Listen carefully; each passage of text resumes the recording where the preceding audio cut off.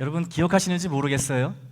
신앙인에게 우리에게 가장 중요한 덕목 중 하나가 오래 참는 것, 인내라고 말씀을 드린 적이 있는데 얼마 전에 다들 기억하고 계신가요? 오래 참는 것, 인내.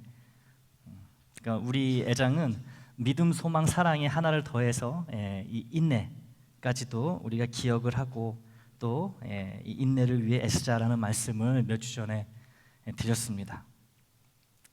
이 말씀대로, 하나님의 말씀대로 생각하고 행하려는 이 우리의 결단을 이 사탄이 무너뜨리고자 할 때 예외 없이 건드리는 나만의 그 연약한 부분이 있습니다. 엄마 아버지도 심지어 모르는, 나만 알고 있는 그런 연약한 부분이 있는데요, 아무도 몰라요. 아내도 모르고 남편도 모르고 며느리도 모르고 자식도 모르는 나만의 그런 부분이 있는데 사탄이 이거를 정확히 알고 건드린다는 것이죠. 말씀대로 살려고 결단하는 그때에 꼭 건드리는 거예요. 내가 무엇을 두려워하는지, 내가 무엇에 두 손 두 발 다 드는지, 내가 무엇에 견디지 못하고 바로 포기해 버리는지 사탄은 정확하게 알고 있다는 것이죠. 나보다 더 잘 알고 있어요, 나에 대해서. 사람마다 이 발작 버튼이라는 게 있다고 합니다. 이 발작 버튼. 누르면은 발작을 일으키는 그런 버튼이 다 마음속에 있다는 거예요. 누구에게나. 나는 다른 건 다 참아도 이거 건드리면은 절대 못 참아, 안 참아 라고 하는 것들이 있다는 것이죠. 이게 우리의 발작 버튼입니다. 나의 발작 버튼이에요. 건드리면 스치기만 해도 바로 발작 증세를 보인다는 거예요. 말씀 앞에 마음이 찔리고 통회하는 마음으로 간절히 회개하고 그 말씀이 인도하는 대로 살아가겠다고 결단하는 순간 이 사탄은 나의 이 발작 버튼을 살짝 만지작거리기 시작합니다. 헛주 그래? 쓱 손을 내미는 거예요. 내 속 깊숙이 있는 이 버튼을, 발작 버튼을 향해 손을 뻗친다는 것이죠. 그러다가 나의 결단이 순종으로 이어지기 전에 그 발작 버튼을 쾅 하고 눌러버립니다, 사탄이.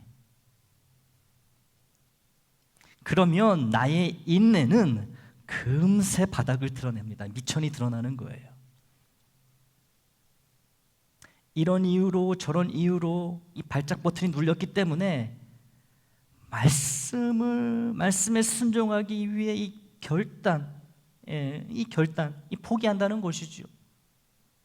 말씀을 이루려면 이 인내해야 되는데 이 인내를 포기한다는 거예요.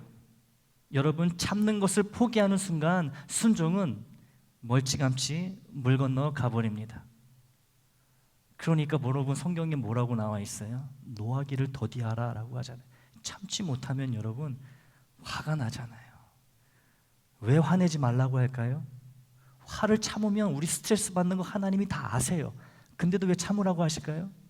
그렇게 되면 순종이 열매를 맺지 못하니까 더 큰 스트레스를 받게 되니까 결국엔 더 큰 화를 입게 되니까 힘든 거 알지만 참으라고 하는 거예요. 인내하라고 하십니다. 근데 우리는 이 사탄이 발작 버튼을 건들기만 하면은 포기한다는 거예요. 참지 않는다는 것이죠. 순종이 아니라 불순종을 택해버립니다. 그러고 나면 사탄이 이 발작 버튼에서 손을 슬쩍 또 뗍니다. 그러면 사탄이 주는 거짓 평안이 나를 만족해 합니다. 여러분, 사탄도요 얼마든지 우리를 속일 수가 있어요. 참 평안을 주는 것처럼 우리가 정말 은혜 가운데 산다고 착각하게 만드는 능력이 있다는 거예요. 나를 그렇게 괴롭히는 발작 버튼을 막 눌러대다가 내가 발작을 일으켜가지고 참는 것을 포기하고 순종이 아닌 불순종을 선택하면은 발작 버튼에 손을 딱 떼는 거예요. 그럼 평안해지는 거죠. 누가 건드리는 사람이 없으니까 평안한 거예요. 하나님의 은혜가 내게 임했구나 착각하게 만드는 거예요. 이 거짓 평안에 속아서 우리는 행함이 없는 나의 믿음이 사실은 죽은 믿음인 줄도 모르고 살아간다는 것이죠. 내 믿음은 사실 행함이 없는 믿음이라서 열매가 없고 증거가 안 되는, 그런 증명이 안 되는 믿음인데 발작 버튼이 안 눌려지니까 그냥 평안해요. 그러면은 나는 믿음이 좋아서 하나님이 이렇게 평안을 주시나 보다. 실상 나의 믿음은 죽어있는 믿음인데 속고 살아간다는 것이죠. 심지어 기뻐하며 살아갑니다. 분명 말씀에 감동을 받고 그렇게 살지 못한 나를 회개하고 앞으로 그렇게 살겠다는 결단까지 하지만 이 사탄이 발작 버튼을 눌러버리면 모든 게 순식간에 달라진다는 거예요. 결단을 지키지 못합니다. 결단이 순종으로 이어질 때까지 참지 못하고 인내하지 못한다는 거예요. 사탄이 누르는 발작 버튼은 고난입니다. 나에게 두려움이에요. 절망이에요. 이 고난과 두려움과 절망이 인내로 이어져야 하는데 이게 말처럼 쉽지 않습니다. 환난이 인내로 이어져야 되는데 로마서 말씀처럼 이 환난이 이 발작 버튼을 통해서 나에게 다가오는 이 환난이 고난과 두려움이 인내를 포기하게 만들어 버린다는 거예요. 오히려. 왜냐하면 우리에게는 타고난 변덕이란 것이 있어서 그렇습니다. 변덕. 이랬다가 저랬다가 왔다 갔다 하는 타고난 변덕이 우리 안에 깊이 뿌리를 내리고 있습니다. 여러분 주보 표지원 한번 보시겠어요? 네, 이게 여러분 뭐죠? 예, 죽이에요. 죽. 이게 왜 죽이 왜 이렇게 이 그림에 있는지 좀 이제 이해되시나요? 예, 죽 끓듯이 뭐가 이렇게 끓는다 변한다 그래요? 변덕이. 예, 그래서 이 그림을 실었어요, 여러분.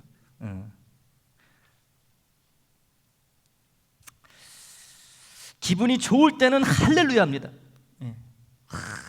세상에 나처럼 믿음 좋은 사람이 없어. 기분 좋을 때는 하나님 찬양, 예수님 찬양. 그런데 기분이 안 좋을 때는 금세 원망, 불평, 비난하는 모습으로 변하는 게 저와 여러분의 모습이라는 거죠. 이 변덕. 금방 좋았다가 조그만 속상한 일 생기거나 어려움이 닥치면은 금세 원망하고 비난하고 불평하고 죽 끓듯이 변하는 이 변덕, 우리라는 거예요. 변덕이 없는 사람은 없습니다. 다 변덕쟁이에요. 누가 이 얘기하면 혹하고 또 저 얘기하면 혹하는 것도 다 변덕 때문입니다.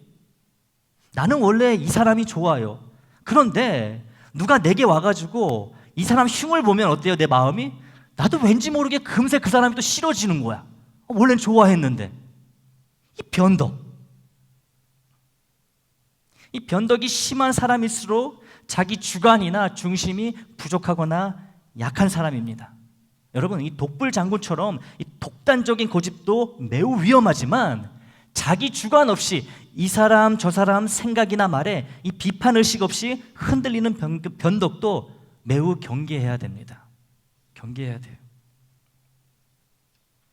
사탄이 내가 두려워하고 피하고자 하는 발작 버튼을 누를 때 동시에 작동하는 일종의 방어 기제가 이 변덕이라는 거예요. 이 변덕. 이 발작 버튼을 눌러대는 사탄이 제일 나쁜 놈이지만 이 나쁜 놈은 원래 하는 일이 그런 거니까 어쩔 수 없어요, 여러분. 하지 말란다고 이놈이 안 하겠습니까? 사탄 이놈이 안 하겠어요? 너 그만 좀 나를 눌러 안 하겠어요? 하지 말라고 할수록 신나게 더 발작 버튼을 꽝꽝 눌러대겠지요. 여러분, 사탄의 공격은 우리가 해라 하지 마라 할 수 있는 것이 아닙니다. 우리의 영역이 아니라는 것이지요. 여러분, 주님도 이 땅에 계실 때 사탄의 공격을 받으셨어요. 주님도.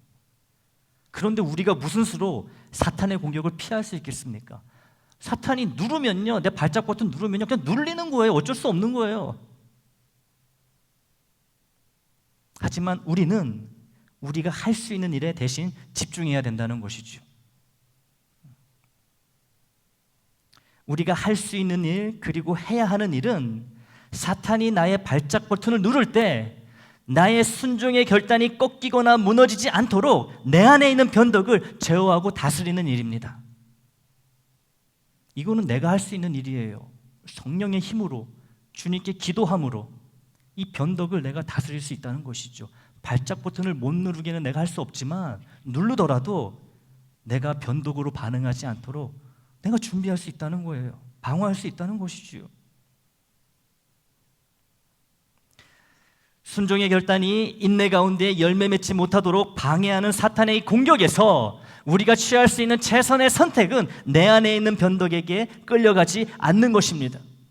순종의 결단과 인내의 가장 큰 걸림돌은 바로 변덕이에요. 변덕. 여러분, 기독교 고전 중에 철로역정이라는 작품이 있습니다. 철로역정. 이 철로역정은요 17세기 영국에 살았던 존 버년이라는 목사님의 저작입니다. 들은 얘긴데요, 성경 다음으로 가장 많이 읽힌 책이 세계적으로 이 철로역정이라고 합니다. 그만큼 지금도 수많은 그리스도인들이 이 철로역정을 읽고 있어요. 읽으면서 생각합니다. 영향을 받고 있어요. 이 철로역정이라는 작품에는 이 주인공이 있는데요, 이 주인공의 이름이 크리스찬입니다. 크리스찬. 이름이 크리스찬이에요. 그리스도인. 이 주인공인 이 크리스찬이 그가 살고 있던 멸망의 도시에서 어느 날 자신의 죄를 깨닫게 됩니다. 살고 있는 그 도시 이름이 멸망의 도시예요. 그러다가 자신의 죄를 깨닫고 그 큰 죄의 짐을 짊어진 채 천성을 향해 떠납니다. 살고 있는 그 도시를 떠나요. 아내도 있고 자녀들도 있는데 이 아내와 자녀들이 같이 가자 그러는데 같이 따라오질 않습니다. 근데 버려두고 천국을 향해 떠나게 됩니다. 전도자를 만나서 좁은 문으로 가라는 조언을 받고 이제 본격적인 여정을 시작합니다. 이 여정 중에 크리스찬은, 이 주인공은 여러 사람들, 여러 존재들을 만나고 여러 위험한 장소를 지나게 됩니다. 그리고 마침내 천국으로 가는 강을 건너서 이 천성에 도착을 합니다. 그렇게 철로역정이 마무리가 돼요.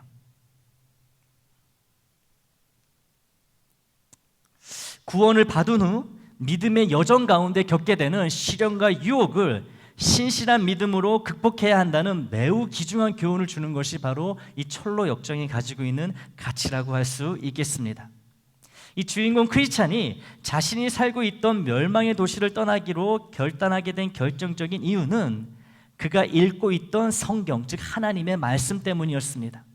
하나님의 말씀에 순종하기로 결심한 후 멸망의 도시를 떠난 지 얼마 지나지 않았을 때 같은 도시에 살고 있던 두 사람이 크리스찬을 말리려고 뒤따라옵니다. 떠난 지 얼마 안 됐을 때, 말씀에 순종하기로 결단한 지 얼마 되지 않았을 때, 같은 동네에 살고 있는 두 사람이 이 크리스찬을 잡으러 뒤따라왔다는 거예요. 이 두 사람의 이름은 고집과 변덕이었습니다. 고집과 변덕. 뒤따라온 고집과 변덕을 보며 이 주인공 크리스찬이 왜 따라오냐고 묻습니다. 그러자 이 고집과 이 변덕은 이 주인공 크리스찬을 설득해서 다시 멸망의 도시 집으로 데려가려고 따라왔다고 이야기합니다. 그러나 이 크리스찬이 말을 듣지 않자 금세 돌아가 버린 고집과 달리 고집은 금세 돌아가 버립니다. 말을 안 듣네. 획 돌아서 가버려요. 반면에 다른 한 명, 이 변덕은 이 주인공과 함께 철로역정을 함께하기로 결단하고 같이 따라갑니다. 같이 동행을 해요. 이 변덕은 크리스찬에게 영원한 천국과 영원한 생명에 관한 이야기를 들으면서 큰 관심을 보입니다. 이 주인공의 설명을 들은 후 변덕이 주인공에게 이렇게 말합니다. 선한 친구여, 듣고 보니 어서 빨리 그곳에 가고 싶군요. 천국에 가고 싶다는 거예요. 자, 발걸음을 서두릅시다. 그런데 힘차게 걷던 두 사람이 절망이라고 하는 늪에 빠져버리고 맙니다. 빠져나오려고 몸을 움직일수록 두 사람은 늪에 더 깊이 빠져들어요. 이때 변덕이 크리스찬에게 이런 말을 합니다. 이보시오 크리스찬 씨, 도대체 이게 무슨 일이지요? 그러자 주인공이 자기도 모르겠다고 대답합니다. 그러자 변덕이 이렇게 이야기해요. 에잇, 이게 당신이 내내 이야기한 행복인가요? 시작부터 이렇게 힘들면 앞으로 고생길이 훤하군. 만약 내가 여기서 살아나간다면 당장 집으로 돌아가겠어요. 그 잘난 나라는 당신 혼자서나 가시지요. 한참을 늪에서 버둥거리던 변덕은 마침내 절망의 늪에서 탈출하였고 그 즉시 철로역정을 멈추고 자기가 살고 있던 멸망의 도시로 돌아갑니다. 주인공은 그 이후로 변덕을 두 번 다시 볼 수 없었다고 해요. 여러분 어떠신가요? 이 철로 역정에 나오는 이 변덕을 보면서 마치 나의 변덕을 보는 것 같지 않으신가요? 하나님의 말씀을 들을 땐 굉장히 호의적인 반응을 보이면서 감동받은 눈빛으로 막 주님 그렇지요, 그 말씀대로 살겠다고 막 벅찬 가슴으로 막 결단을 해요.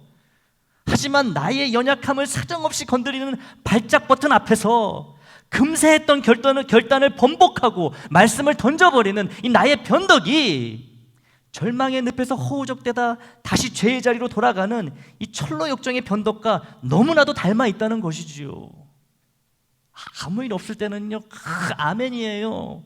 아골골짝 빈들에도 십자가 지고 따라가겠습니다 찬양도 해요. 근데 조그만 돌부리에 걸려 넘어지면 어때요? 이게 뭔가 이러면서 다 내로는 참지 못한다는 거예요. 이 변덕 때문에 다시 원래 자리로 돌아간다는 거지요.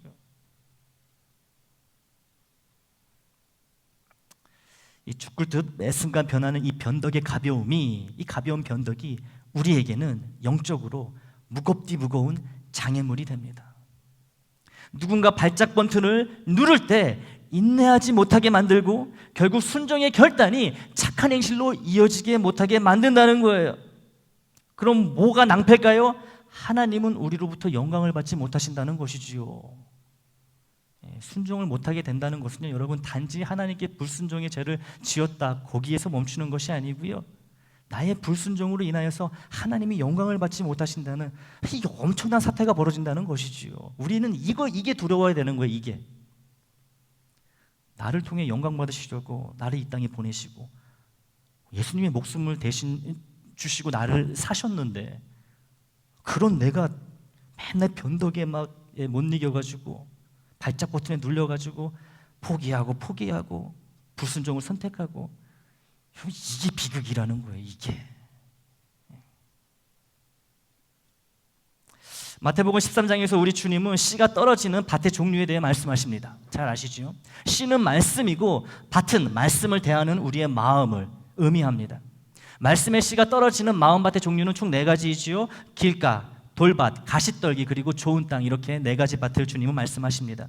이 길가 같은 마음밭은 하나님의 말씀을 들으려 하지 않는 고집스러운 마음이고, 이 바로 같은 마음이 이 길가 같은 마음이죠.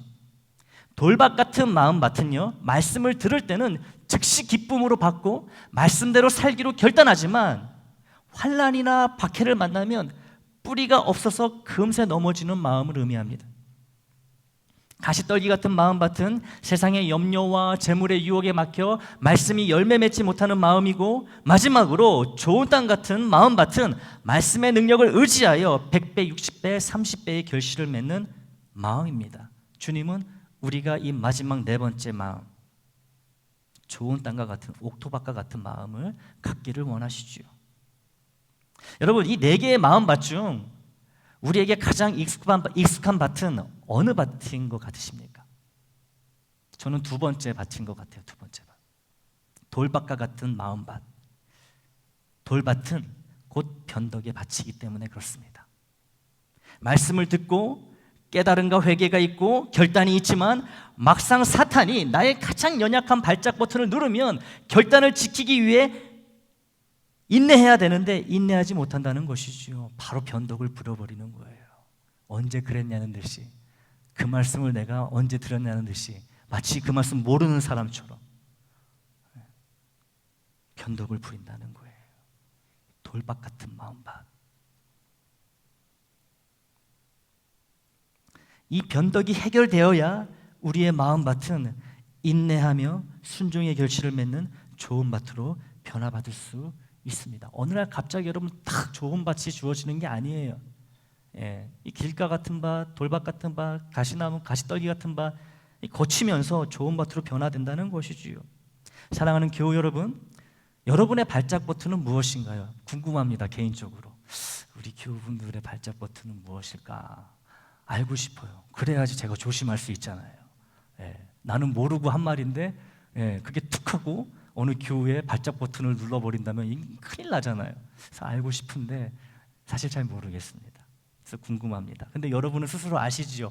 나의 발작 버튼이 무엇인지, 무엇이 내 안에 있는 변덕이 기승을 부르게 만드는지 한번 생각해 보시기 바랍니다. 순종의 결단이 착한 행실로 이어질 수 있도록 참고 또 참고 견뎌야 하는데, 참지 못하게 만들고 결국 나를 불순종으로 이끄는 나의 발작 버튼, 나의 이 변덕을 우리는 어떻게 하면 좋을까요? 참 문제가 아닐 수 없습니다. 사탄이 발작 버튼을 누를 때마다 변덕이라는 늪에 빠져 허우적대다가 인내하기를 멈추고 순종을 포기하여 결국 불순종으로 돌아가는 똑같은 삶을 어떻게 해야 우리는 벗어날 수 있을까요? 정답은 늘 그렇듯이 우리 주님께 있습니다. 오늘 본문을 다시 한번 같이 읽어보겠습니다. 시작. 믿음의 주요 또 온전하게 하시는 이인 예수를 바라보자. 그는 그 앞에 있는 기쁨을 위하여 십자가를 참으사 부끄러움을 개의치 아니하시더니 하나님 보좌 우편에 앉으셨느니라. 아멘. 이 말씀에서 예수님이 믿음의 주라는 이 말은 주님이 믿음의 주인님이 되신다는 말이 아니라 주님이 믿음의 선구자, 즉 믿음이 무엇인지, 인내가 무엇인지, 오래 참음이 무엇인지 완벽한 모범이 되신다는 의미입니다. 파이오니어, 개척자가 되신다는 거예요. 참 믿음이 무엇이고 참 인내가 무엇인지. 그리고 주님이 이렇게 믿음과 인내의 완벽한 본보기가 되신 이유는 우리에게 인내하며 오래 참는 법을 알려주시기 위함입니다. 다 우리를 위해서 이렇게 미리 보여주신 거예요. 주님은 우리의 가장 위대한 선생님이시고 우리는 주님의 제자이기 때문이지요. 주님이 십자가의 고난과 저주까지 참아내실 수 있었던 그 이유에 대해 오늘 본문은 이렇게 전합니다. 그 앞에 있는 기쁨을 위하여 십자가를 참으사 부끄러움을 개의치 아니하시더니. 아멘. 하나님의 뜻에 순종하여 우리의 죄를 대신 지시고 우리가 대신 받아야 할 십자가 형벌을 받으시고 나면 그 후에 받게 될, 하나님으로부터 받게 될 큰 기쁨을 보셨기 때문에 참으실 수 있었고, 그 인내가 십자가 죽음과 부활, 하나님의 보좌 우편에 앉게 되는 순종의 결실로 이어질 수 있었던 것이지요. 주님은 이것을 보셨던 거예요. 이것을 보셨기 때문에 그 저주의 십자가를 너끈히 참으시고 인내하실 수 있었던 것이죠. 내가 십자가에 달리고 나면 그 이후에 하나님이 주실 무한한 영광과 이 기쁨을 분명히 보셨기 때문에, 믿으셨기 때문에 참으실 수 있었다는 거예요. 여러분, 이게 지혜로운 자입니다. 이 기쁨을 봐야지 우리가 변덕을 이길 수 있는 거예요. 변덕을. 발작 버튼을 아무리 눌러대더라도. 여러분, 하나님이 순종한 자에게 주시는 기쁨은 지금 내 눈앞에 놓여있는 고난과 두려움을 충분히 견디게 만들고 인내하게 만드는 능력이 있다는 것을 우리 주님은 몸소 우리에게 보여주셨던 것입니다. 보라고 보여주신 거예요. 그대로 하라고. 그럼 보고 그대로 해야겠죠. 말씀 앞에서 순종의 결단을 하는 우리도 순종 이후에 주어질 능력의 기쁨을 바라보는 이 믿음의 눈을 가져야 합니다. 이 믿음의 눈을 간구하시기를 바라요. 그래야지 여러분 변덕을 이길 수가 있는 거예요. 순종의 결단이 착한 행실로 이어지게 되고 하나님은 그를 통해 영광을 받으신다는 것이죠. 순종하는 자에게 주시는 하나님의 기쁨에는 강력한 능력과 힘이 있습니다. 여러분 이걸 믿으셔야 돼요. 이 능력을 믿으셔야 됩니다. 말씀대로 살겠다는 나의 결단을 무너뜨리려고 사탄의 나의 발작 버튼을 누를 때, 그래서 내 안에 있는 변덕을 마구 들쑤셔서 무섭고 두려운 상황, 짜증나고 답답한 상황을 견디지 못하게 만들 때 우리가 기억하며 믿어야 할 것은 바로 순종한 자에게 하나님이 주시는 거대한 기쁨이 됩니다. 여러분, 순종한 자에게는 모든 두려움을 이기게 하고 모든 것을 견디게 하는 기쁨이 있다는 것을 믿으시기를 바라요. 주님은 그렇게 하셨잖아요. 그 기쁨을 보시고 결국 십자가에 달리셨잖아요. 그 다음에 어떻게 됐어요?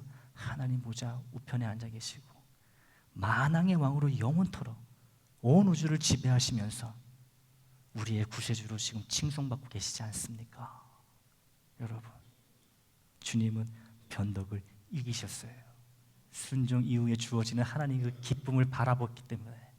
우리와 성정이 똑같으신 주님이셨습니다. 다를 게 없어요. 왜 변덕이 없으셨겠습니까? 주님도 믿음의 눈으로 순종 위의 기쁨을 봤기 때문에 견디실 수 있었다는 것이죠.